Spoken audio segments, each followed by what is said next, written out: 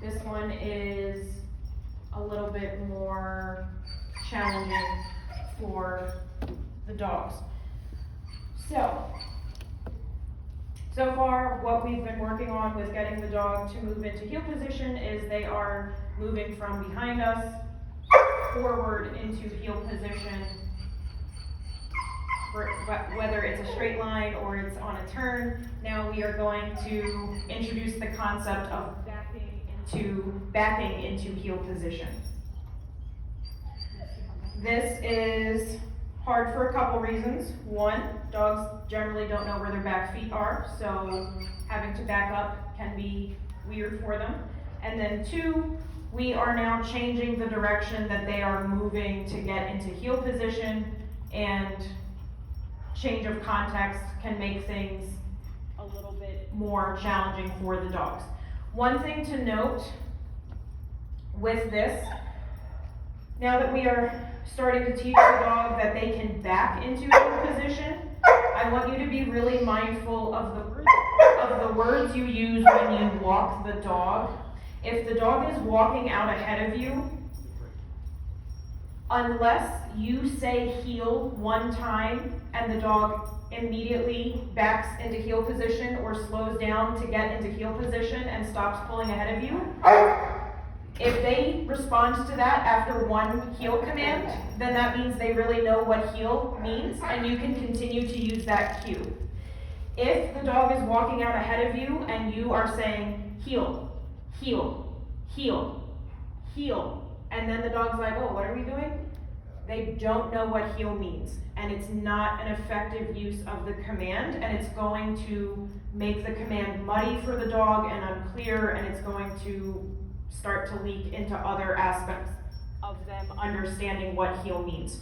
So the only time that you should be using heel to get the dog into position if they are pulling in front of you is if you can say heel one time and the dog is like, oh, right, and then they get into position.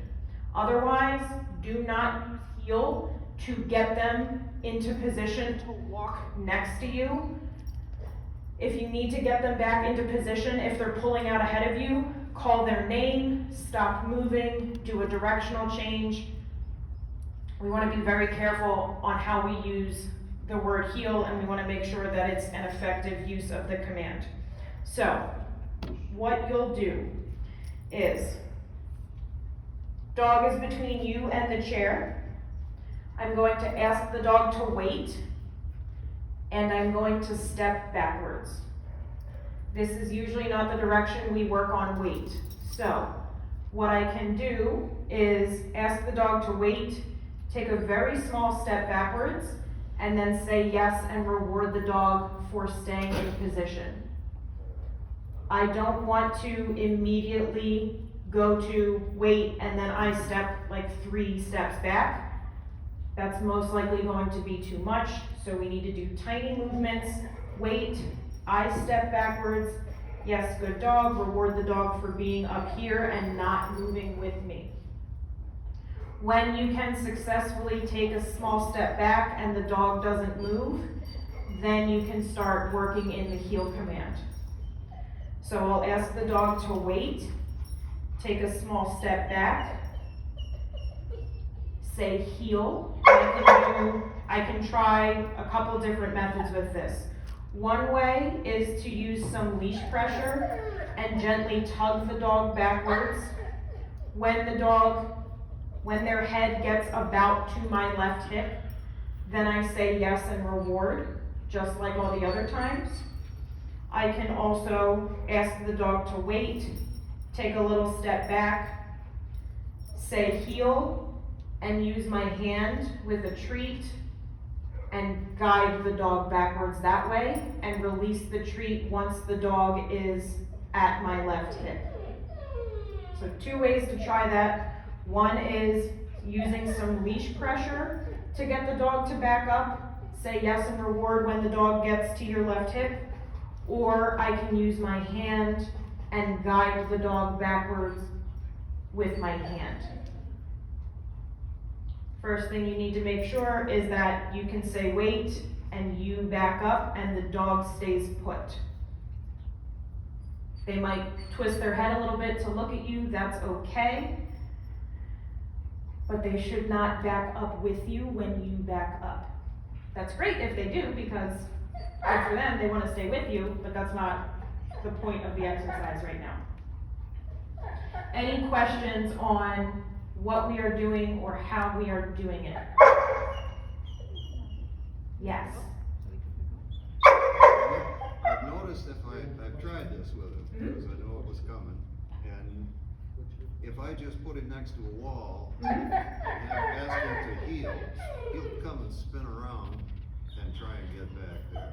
Okay. But what I found that he seems to know back well, so I would say heel back.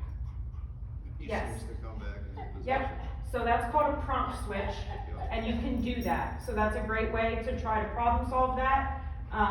If you find that if the dog will reliably back up when you say back, then you can do that tactic and say heel back. And what that does, it's called a prompt switch. It's taking a new word and a word that the dog already knows and teaching them that they mean the same thing. The new word has to be first, the old word has to come second. So that's another technique that you can try. If your dog does not back up on just one back command, then I would not use that tactic.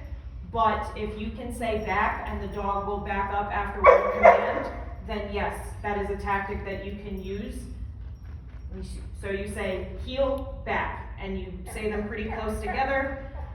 Typically prompt switches, you want to fade out fairly quickly. So I would say maybe try like 5 reps of heel back and then see what happens if you just say heel. If the dog doesn't do it, then go back to saying heel and back together for another couple reps.